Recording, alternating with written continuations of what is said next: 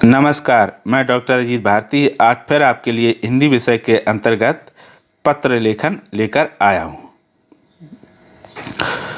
तो पत्र लेखन में हम आज किन किन चीज़ों का इसके अंतर्गत अध्ययन करेंगे, तो पहले वो देख लेते हैं। पत्र लेखन क्या है, एक अच्छे पत्र लेखन की विशेषताएं, पत्र लेखन के प्रकार या रूप, औपचारिक पत्र और उसके अंतर्गत शामिल पत्र, अनौपचारिक पत्र और उसके अंतर्गत शामिल पत्र, औपचारिक और अनौपचारिक पत्र के प्रारूप यानी फॉर्मेट, औपचारिक और अनौपचारिक पत्र में क्या अंतर है। तो इन चीज़ों का हम बारी बारी से सरल भाषा में अध्ययन करेंगे और आपको बिल्कुल समझ में आ जाएंगे बहुत ही कम समय में। तो चलो शुरू करते हैं। प्रश्न, पत्र लेखन क्या है, पहले तो ये जान लेते हैं। उत्तर, पत्र लेखन वास्तव में एक कला है, संप्रेषण का एक सरल माध्यम है। इसके माध्यम से एक व्यक्ति अपने सगे संबंधी और परिचितों के बीच अपने भावों को व्यक्त करता है। इसलिए पत्र लेखन की कला की जानकारी होना आवश्यक है। प्रश्न, पत्र लेखन की क्या विशेषताएं होनी चाहिए। उत्तर, पत्र लेखन की विशेषताएं। पहला, पत्र की भाषा और शैली सरल होनी चाहिए। दूसरा, पत्र विषय के अनुरूप ही होना चाहिए, यानी जो पत्र में विषय दिया गया उसी के अनुसार होना चाहिए। ऐसा नहीं कि विषय प्रश्न कुछ और पूछा गया और पत्र के अंदर आपने लिखा कुछ और है। तीसरा, पत्र में शिष्टता और शालीनता वाली भाषा का प्रयोग होना चाहिए। कहने का अर्थ ये है कि जब भी हम पत्र में जो भी भाषा का प्रयोग करें वो कैसी होनी चाहिए, बहुत ही शालीन। उसमें किसी भी तरह के एब्यूज या ऐसे अनुचित शब्दों का प्रयोग नहीं करना चाहिए जिसको पढ़ने में थोड़ा अच्छा ना लगे। चौथा, पत्र की लिखावट सुंदर और आकर्षक होनी चाहिए।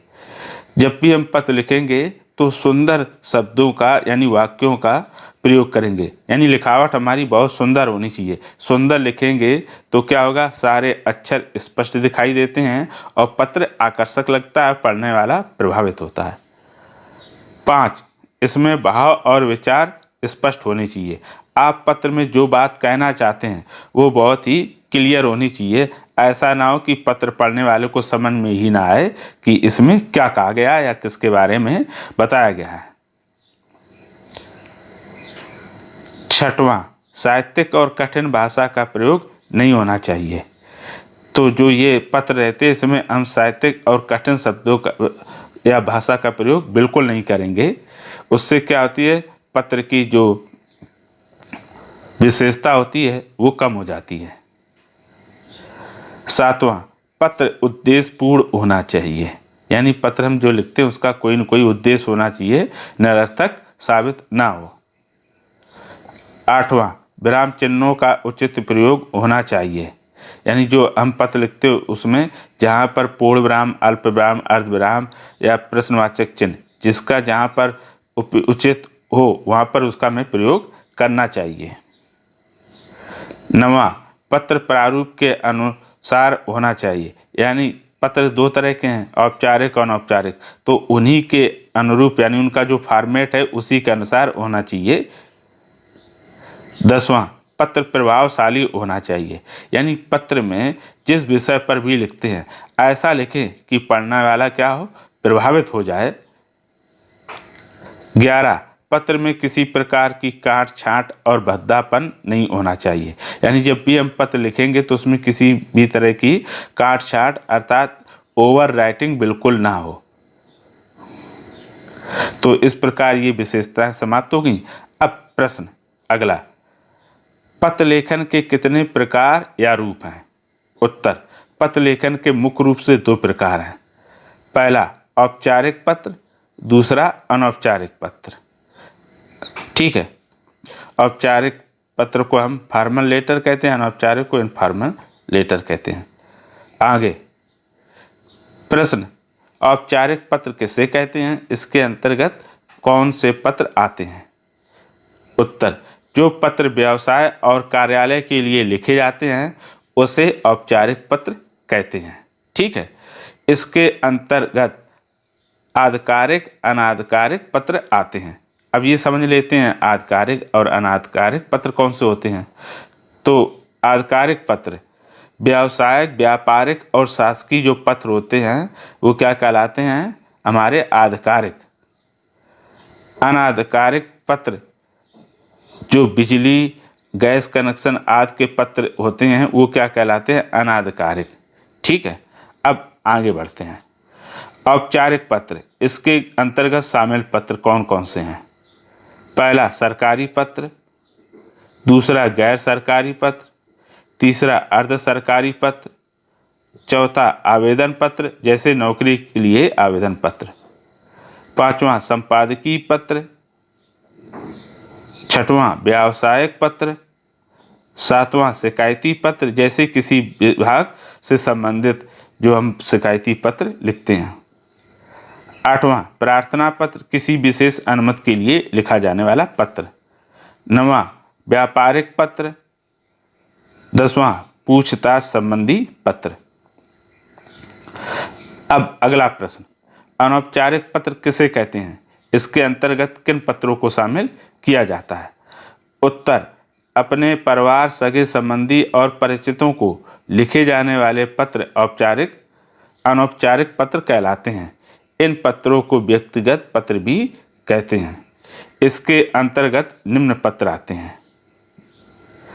पहला बधाई पत्र, दूसरा धन्यवाद पत्र या कृतज्ञता पत्र, तीसरा शुभकामना पत्र, चौथा संवेदना लेखन पत्र, पांचवा आमंत्रण निमंत्रण पत्र, छठवां शोक पत्र, सातवां यात्रा संबंधी पत्र, आठवां खेद पत्र, नौवां प्रेरणा पत्र, दसवां सांत्वना पत्र, 11वां अनुमति पत्र, 12वां क्षमा याचना पत्र, 13 सलाह सुझाव या परामर्श पत्र। अब संवेदना, ये हम बारी बारी से थोड़ा थोड़ा समझ लेते हैं। जैसे संवेदना पत्र यानी इसके अंतर्गत वो पत्र आते हैं जब किसी के यहाँ किसी प्रकार की कोई हानि हो जाती है तो हम अपनी संवेदना व्यक्त करते हैं। पांचवा आमंत्रण या निमंत्रण पत्र, जब हम किसी को आमंत्रित या निमंत्रण देते हैं तब उससे संबंधित यहाँ शादी विवाह वाले भी पत्र आते हैं। शोक पत्र, जब किसी के यहाँ कोई गमी हो जाती है, किसी की मृत्यु हो जाती है तो वहाँ पर शोक पत्र होता है। यात्रा संबंधी पत्र, हम किसी भी, जैसे हमने किसी जगह की या कोई यात्रा वृत्तांत किया है यानी यात्रा की, तो उसी का वृत्तांत हम पत्र के माध्यम से बताते हैं। खेद पत्र, हम जब कभी कोई गलती करते हैं तो उससे संबंधित जो पत्र लिखते हैं वो कहलाता है खेद पत्र। प्रेरणा पत्र, जब हम किसी को प्रेरित करते हैं उसके लिए लिखा जाता है प्रेरणा पत्र। सांत्वना पत्र, इसमें किसी को भी सांत्वना दिया जाता है। अनुमति पत्र, हमें किसी से किसी काम के लिए अनुमति लेनी होती है, जैसे कोई छात्र है और वो अपने पिता से अनुमति लेता है। क्षमा याचना पत्र, अगर हम कोई गलती या भूल बस हो जाती तो उसके लिए हम क्षमा याचना पत्र लिखते हैं। सलाह सुझाव परामर्श पत्र, ऐसे भी पत्र होते हैं जिसमें सलाह भी ली जाती है, सुझाव भी मांगे जाते हैं, परामर्श भी दिए जाते हैं। अब ये तो हो गए औपचारिक अनौपचारिक के अंतर्गत आने वाले पत्र। अब आगे औपचारिक पत्र का प्रारूप देख लेते हैं, यानी फॉर्मल लेटर का फॉर्मेट। तो सबसे पहले क्या करते हैं, हम उत्तर लिखते हैं। उत्तर के बाद लिखेंगे सेवा में और उसके ठीक सामने हम लिख देंगे दिनांक। ठीक है, और दिनांक चाहे तो सेवा में इसके नीचे भी लिख सकते हैं। आगे फिर हम लिखेंगे प्राप्तकर्ता का पद और पता, यानी जिसको पत्र लिखते हैं उसका हम क्या लिखेंगे, पद लिखेंगे और पता लिखेंगे। ठीक, फिर इसके नीचे हम लिखेंगे विषय, यानी जो प्रश्न पूछा गया पत्र किसको लिखना है उसी से संबंधित विषय लिखा जाता है। फिर उसके बाद हम लिखेंगे संबोधन। संबोधन में हम महोदय, श्रीमान या श्रीमती जो भी है अगर पुरुष है तो उसके लिए महोदय श्रीमान, और अगर स्त्री है तो हम श्रीमती भी कह सकते हैं और महोदय भी कह सकते हैं या महोदया। उसके बाद विषय वस्तु, यानी पत्र के संबंध में जो मुख्य विषय होता है उसको हम यहाँ लिखते हैं।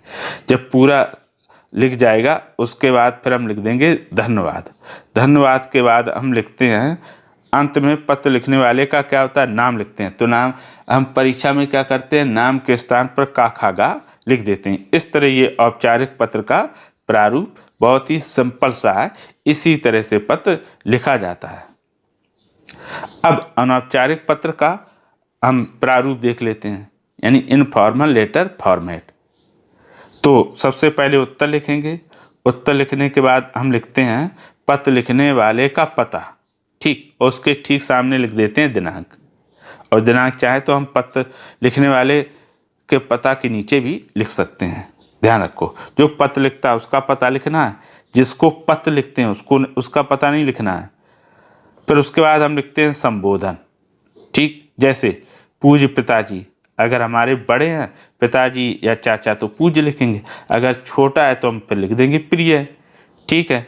फिर उसके बाद लिखेंगे अभिवादन, अगर बड़े हैं तो हम चरण स्पर्श नमस्ते लिखते हैं, अगर हमसे छोटा है तो हम उसको ढेर सारे प्यार लिख सकते, स्नेह लिख सकते उसके स्थान पर।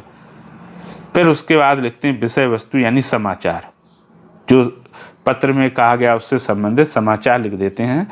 समाचार के बाद हम अंत में लिख देते हैं समापन, ठीक है।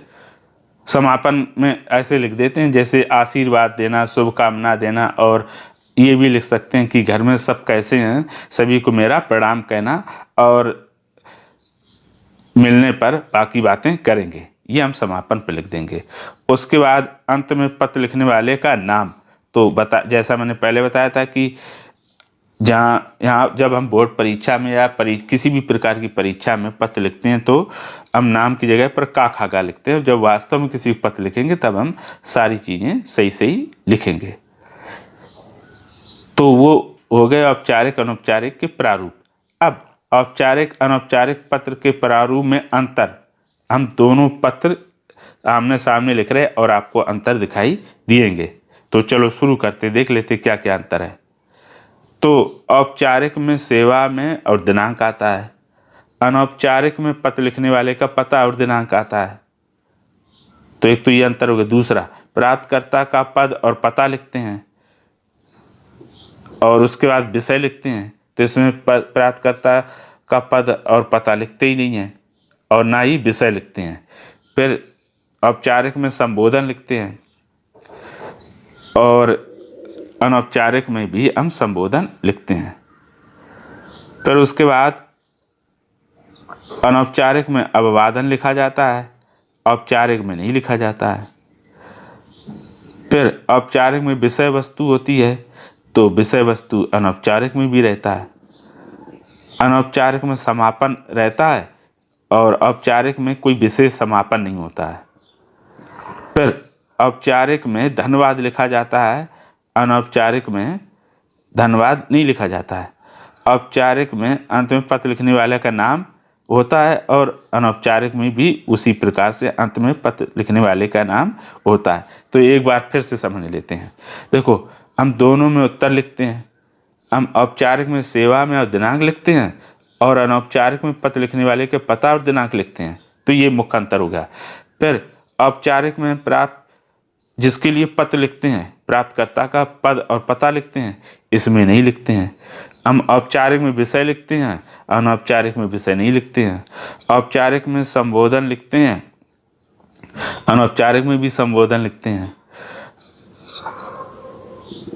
औपचारिक में हम अभिवादन नहीं लिखते हैं जबकि अनौपचारिक में अभिवादन लिखा जाता है।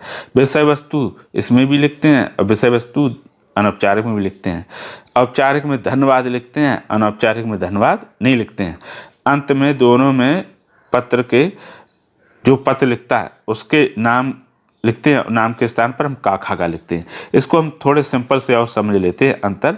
औपचारिक अनौपचारिक पत्र में क्या अंतर है, मूल अंतर। तो पहला है औपचारिक पत्र, दूसरा है अनौपचारिक पत्र। अब औपचारिक पत्र में इसमें शुरू में सेवा में लिखते हैं और जबकि इसमें शुरू में पत्र लिखने वाले का पता लिखते हैं। औपचारिक में विषय लिखते हैं, अनौपचारिक में विषय नहीं लिखते हैं। औपचारिक में धन्यवाद लिखते हैं और अनौपचारिक में धन्यवाद नहीं लिखते। तो यहाँ पर हमने कुल 3 जो मुख्य अंतर होते उनको लिख दिया है।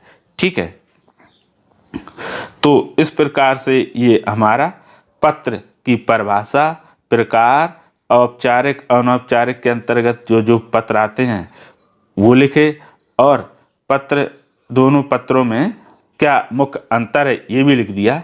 तो मैं आशा करता हूँ कि आपको ये पत्र समझ में आया होगा। बहुत ही सरल भाषा में लिखा है और हमेशा आपके जीवन में काम आने वाला है। अब आपको पत्र लिखने में किसी प्रकार की कोई कठिनाई नहीं आई होगी। तो अगर आपको पत्र से संबंधित किसी प्रकार का कोई आपके मन में प्रश्न हो या समस्या हो तो हमें कमेंट करके अवश्य बताएं। आज के लिए इतना ही, फिर मिलेंगे किसी नए विषय के साथ। तब तक के लिए धन्यवाद।